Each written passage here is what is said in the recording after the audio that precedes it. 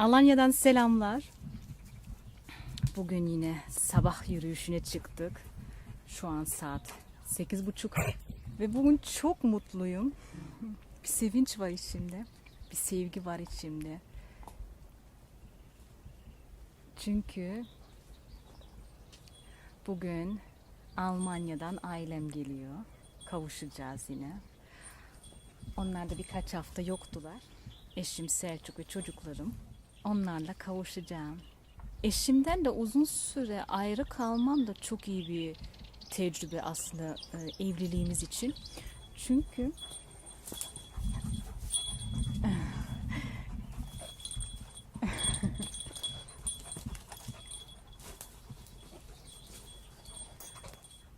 eşimle işte uzun bir süre ayrı kalmam da bir yönden de iyi oluyor. Çünkü bir test oluyor da hayatımızda. Evliliğimiz yürüyor mu? Mutlu muyuz? Kendimizi sevilmiş hissediyor muyuz? Özlüyor muyuz birbirimizi? Çok önemli. Ve bu özlemek hissi de çok güzel bir his. Ben şimdi 13 yıldır evliyim ve eşimi böyle özlemem 13 yıl sonra çok güzel bir his.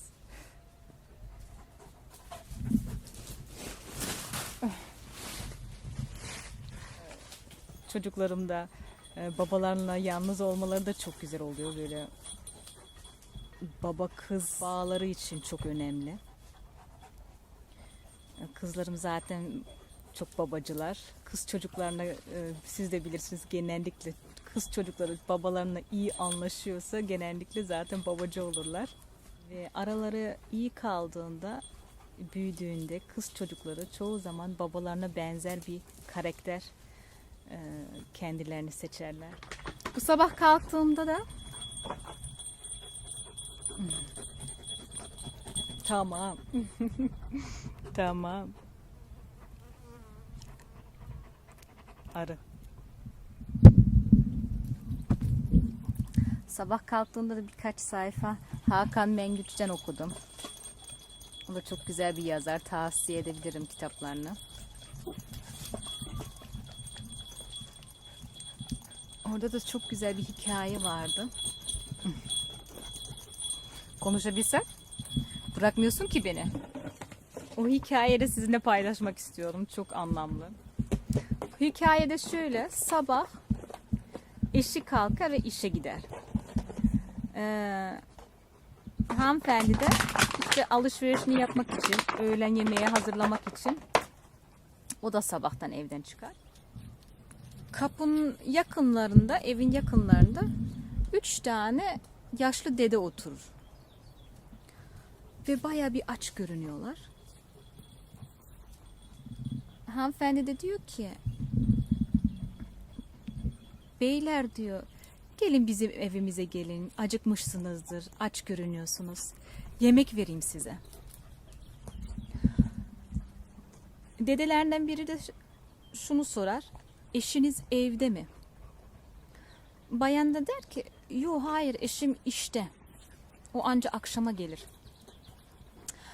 O zaman dedi, eşiniz geldiği zaman geliriz. Teşekkürler diyor. Tamam dedi, gitti. Akşam yemeğinde ailece otururken kız çocukları da vardı. Hanımefendi de eşine bunu söyler. Ya bu sabah dedim, 3 tane dedeyle 3 tane dedeyi gördüm. Ve onlar bayağı bir aç görünüyorlardı. Onları bize eve davet etti. Hani onlara bir yemek vereyim diye. İçimden öyle geldi dedi. Ama sen olmayınca eve gelmezler diye söylediler. O zaman eşi de bu cevabı vermiş.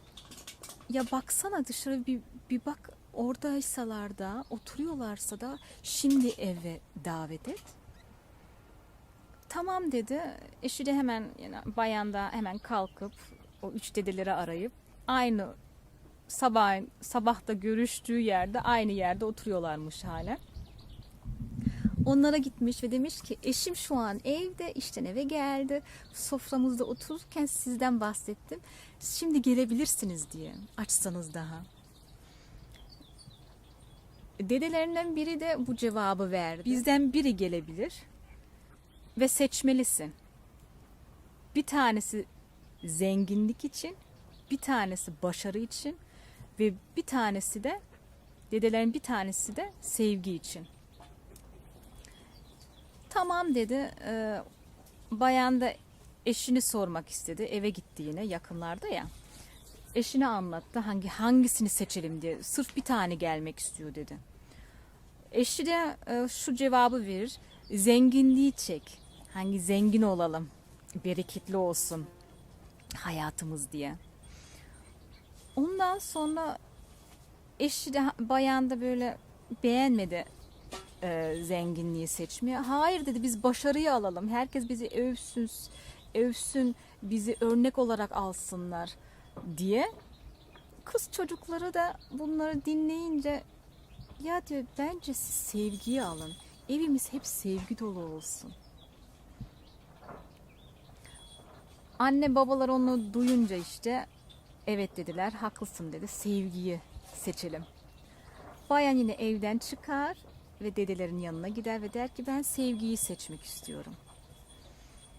Tamam, dede kalktı ve arka tarafında da iki tane o dedeler, başarı ve zenginlik, onlar da kalktılar ve geldiler peşinden. Bayan durunca sorunca hani niye şimdi birden üçünüz beraber geliyorsunuz diye sorduğunda aşk dedesi de bu cevabı verir. Siz aşkı seçtiğiniz için, çünkü aşk olduğu yerde zaten başarı ve zenginlik olur. Çok anlamlı ve güzel bir hikaye. Sabah kahvemle beraber çok güzel bir içerik oldu benim için, sabaha başlamak için. İnsanlar da böyle hikayeleri okuduğu zaman da düşünüveriyor hani benim hayatım nasıl diye. Ve gerçekten kendimi çok mutlu ve zengin hissediyorum. Çünkü yani Alanya gibi yerde yaşıyorum. Ailece burada yaşadığımız için çok mutluyum. Büyük bir hediye bizim için. Ben de öyle uzun vadeli eşimden ayrı kaldığımda hani cennet gibi yerde bile yaşasam, cebimde paralar bile de olsa, başarılı, en yüksek seviyede başarılı bile olsam beni mutlu etmez. Bu da çok önemli bu da benim için çok önemli bir his, çünkü sevgisiz, partnersiz bir hayat bence hayat değil. Çünkü işte bizi mutlu eden hayatımızda asıl şey sevgi, şefkat, saygı, aşk. Onun için bu hikayenin anlamı da çok güzel. Çünkü hani başarılısın da ama işte sevgisiz hiçbir anlamı yok. Zenginsin ama yalnızsan hiçbir anlamı yok. Ama ilk kök elementin olarak sevgi varsa kendini zaten mülklü hissediyorsun. Kendini zaten zenginliği çekiyorsun. Gerçekten aşkı yaşayan insan zaten çok zengindir. Ve o da başarıyı çeker. 7 sene önce yoga öğretmen eğitimini aldığımda benim hocam bunu anlatırdı. Bir çift beraber bir iş kurursalar, beraber aynı yoldan giderseler ve birbirlerini desteklerseler onları hiç kimse tutamaz. Çünkü teminki hikaye gibi aynı anlama geliyor. Başarı gelir ve zenginlik gelir. Çünkü insan, bir çift birbirini seven ve sayan ve birbirlerini destekleyen hiç kimse tutamaz. Bunu da ben hissediyorum ve gerçekten öyle çok güzel bir andı. Ve ben de bunu doğru olduğunu da böyle hissediyorum. Onun için siz de belki eşinizle beraber bir şey yapmak isterseniz, bir iş kurmak istiyorsanız yapın. Sizi zaten hiç kimse tutamaz. Siz beraber olun ki, sevgi dolu olun ki başarı, zenginlik zaten gelecek. Çünkü hiç kimse sizi tutamaz. Tamam, aferin sana. Aslan gel. Otur. Otur aslan. Aslan otur. Otur. Aslan otur, havuç vereceğim sana. Otur, havuç vereceğim sana. Canım. Tamam, yok o zaman. Bak Nala bekliyor. Nala, sana havuç vereyim. Hoppa. Sen niye oturmak istemiyorsun? Hadi otur. Otur. Otur. Otur. Otur. Evet. Aslan. Evet canım benim. Bak oturdun. Aferin sana. Al. Oh. Afiyet olsun. Nala, havucunu yuttun mu yine? Ha yok. Buradaymış. Gözü de hemen aslanın payında. Nalamız biraz aç gözlüdür, değil mi? Gözün doysun kız.